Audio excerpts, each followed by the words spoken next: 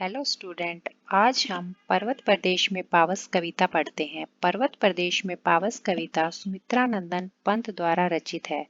कविता पढ़ने से पहले हम सुमित्रानंदन पंत के जीवन परिचय के बारे में पढ़ते हैं। सुमित्रानंदन पंत का जन्म 20 मई 1900 में अल्मोड़ा जिले के कोसानी नामक गांव में हुआ।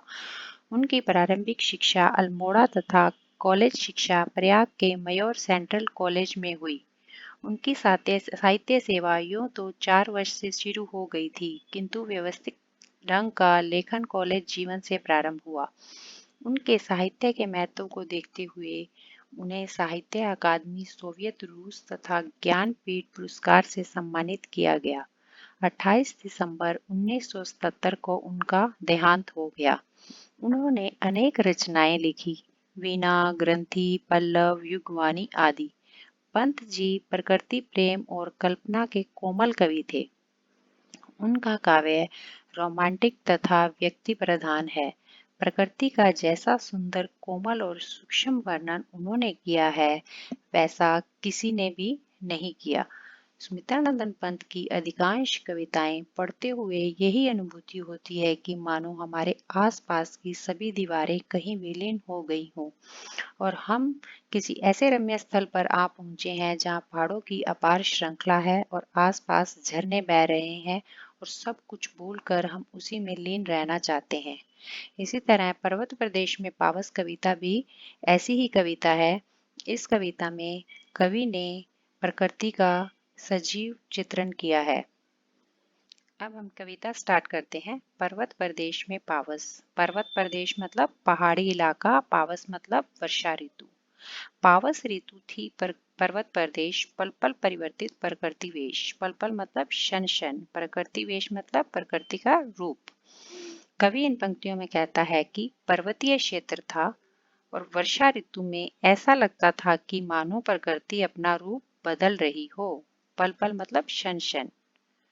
पावस ऋतु, वर्षा ऋतु में ऐसा लग रहा था कि पल पल प्रकृति अपना रूप बदल रही हो। मेखलाकार पर्वत अपार अपने सहस्रद्रग सुमन फाड़ अवलोक रहा है बार बार नीचे जल में निज महाकार। मेखलाकार मतलब करगनी के आकार की पहाड़ की ढाल। मेखलाकार का मतलब है करगनी के आकार की पहाड़ की ढाल। करगनी मतलब कमरबंद। कमरबंद जो स्त्रियां अपनी कमर पर बांधती हैं, आभूषण होता है जो स्त्रियां अपनी कमर पर बांधती हैं। अपार मतलब विशाल। इन पंक्तियों में कवि कहता है कि सामने विशाल पर्वत करगनी के समान दूर दूर तक फैला था। विशाल पर्वत करगनी के समान दूर दूर तक फैला था और उस पर अपने सहस्त्र द्रग सुमन फाड़ मतलब उस पर हजारों फूल खिले थे। द्रग द्रग मतलब नेत्र, सुमन मतलब पुष्प। उस पहाड़ पर हजारों फूल, सहस्त्र मतलब हजारों, हजारों फूल खिले हुए थे। वे फूल ऐसे लग रहे थे मानो पर्वत की आंखें हों। द्रग सुमन मतलब नेत्र के समान पुष्प। उस पर हजारों फूल खिले हुए थे। वे फूल ऐसे लग रहे थे कि पर्वत की आंखें हों। उन आंखों से वह क्या देख रहा था? अवलोक रहा है। अवलोक मतलब देखना, देख रहा है।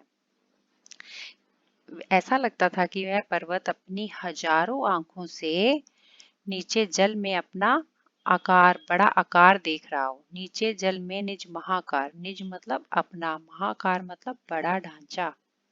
अवलोक रहा है बार बार नीचे जल में निज महाकार। उन हजारों आंखों से वह पर्वत नीचे अपना महान बड़ा आकार देख रहा हो। नीचे आकार कैसे देख रहा है? नेक्स्ट पंक्तियों में हम पढ़ते हैं। नीचे चरणों में पला ताल। जिसके चरणों में क्या था? ताल। नीचे क्या था? एक बहुत बड़ा तालाब था। उस तालाब में वह अपना महाकार, बड़ा आकार देख रहा था, अपनी परछाई देख रहा था।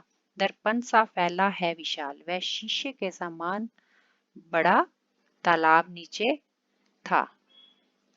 उसके पांवों में, पर्वत के पांवों के पास एक विशाल तालाब था जो कि दर्पण के समान स्वच्छ था।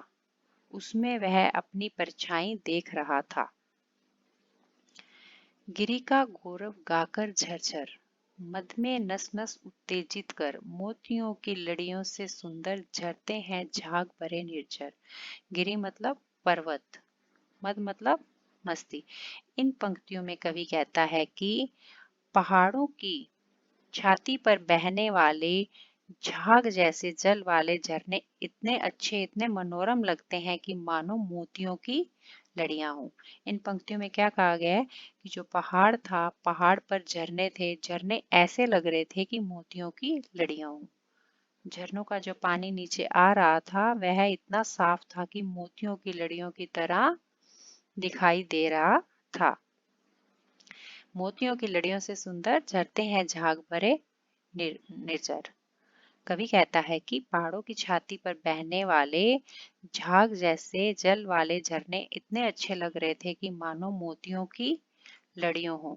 वे झरझर की ध्वनि में मानो पर्वत की महानता का गुणगान गा रहे हों।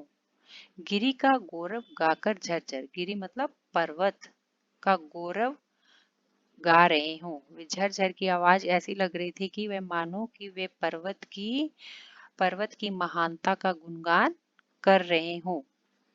मद में नस नस उत्तेजित कर, इस स्वर को सुनकर नस नस में उत्तेजना भर जाती है। जो ये झरनों की आवाज आ रही थी, उसको देखकर जो उसको देख रहे थे, उनकी नस में उत्तेजना भर रही थी। वे उत्साह से ओत-प्रोत हो रहे थे। गिरिवर के उर से उठ उठकर उच्च आकांक्षाओं से तरवर है, झांक रहे नीरव नभ पर, अनिमेष अटल कुछ चिंता पर। गिरिवर मतलब ऊंचे पर्वत, उच्च आकांक्षाएं मतलब ऊंचा उठने की इच्छा। कवि इन पंक्तियों में कहता है कि पहाड़ की छाती में जो वृक्ष हैं, जो ऊंचे वृक्ष हैं, उनके मन में उठी ऊंची आकांक्षाओं के समान वो लंबे हैं। है झांक रहे नीरव नभ पर, नीरव मतलब शांत, नभ मतलब आकाश। वे आकाश की तरफ झांक रहे हैं, एकदम शांत आकाश की तरफ वे झांक रहे हैं। कैसे झांक रहे हैं? अनिमेष, अनिमेष मतलब एकटक, अटल, अटल मतलब सदा बने रहने वाला, चिंता पर मतलब चिंता में लीन। इन पंक्तियों में कवि कहता है कि पहाड़ की छाती से निकले हुए ऊंचे वृक्ष मन में उठी ऊंची आकांक्षाओं के समान लंबे हैं। ये शांत आकाश की तरफ मौन अपलक, मौन अपलक चिंतालीन खड़े हैं। ऐसा लगता है कि वे आकाश का रहस्य सुलझा रहे हैं। उड़ गया अचानक लो भूदर, फड़का अपार पारद के पर। भूदर मतलब पहाड़, अपार मतलब असीमित। इन पंक्तियों में कवि कहता है कि लो उधर देखो, पूरा पहाड़ पारे के समान धवल और चमकीले पंखों को फड़फड़ाता हुआ आकाश में उड़ चला, उड़ रहा है। इन पंक्तियों में कवि क्या कहता है? उड़ गया अचानक लो भूदर, भूदर मतलब पहाड़, फड़का अपार, अपार मतलब असीमित, पारद के पर मतलब पारद के समान सफेद पंखों को फड़फड़ाता हुआ पहाड़ उड़ चला है। रव शेष रह गए हैं निर्जर, है टूट पड़ा भू पर अंबर। भू मतलब धरती, रव शेष केवल आवाज का रह जाना। इन पंक्तियों में कवि कहता है कि अचानक पहाड़ के समान बहुत ही बादल आकाश में ऐसा लगता है कि छा गए हों और झरने दिखना ही बंद हो गए हों, सिर्फ उनकी आवाज ही शेष रह गई हो। रव शेष रह गए हैं निर्जर, है टूट पड़ा भू पर अंबर। इस पंक्ति में कवि कहता है कि अचानक क्या है, पहाड़ के समान जो सफेद और चमकीले बादल आकाश में छा गए और झरने दिखना बंद हो गए, सिर्फ उसकी आवाज रह गई हो। और है टूट पड़ा भू पर अंबर, भू मतलब धरती, अंबर मतलब आकाश। और तुरंत बादलों ने इतनी तेज वर्षा की कि ऐसा लगा कि आकाश धरती पर टूट पड़ा हो।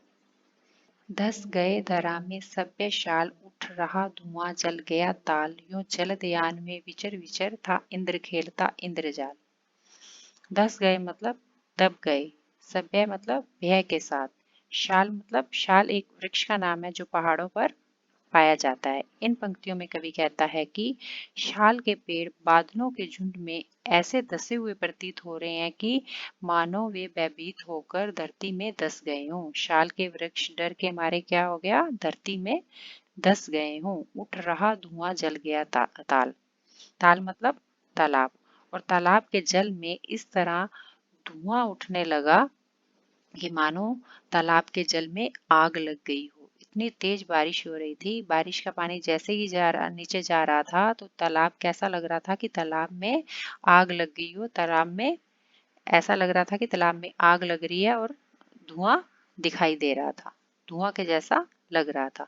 यो जलदयान में विचर विचर था इंद्र खेलता इंद्रजाल। विचर विचर मतलब घूम घूम कर, इंद्रजाल मतलब जादूगरी।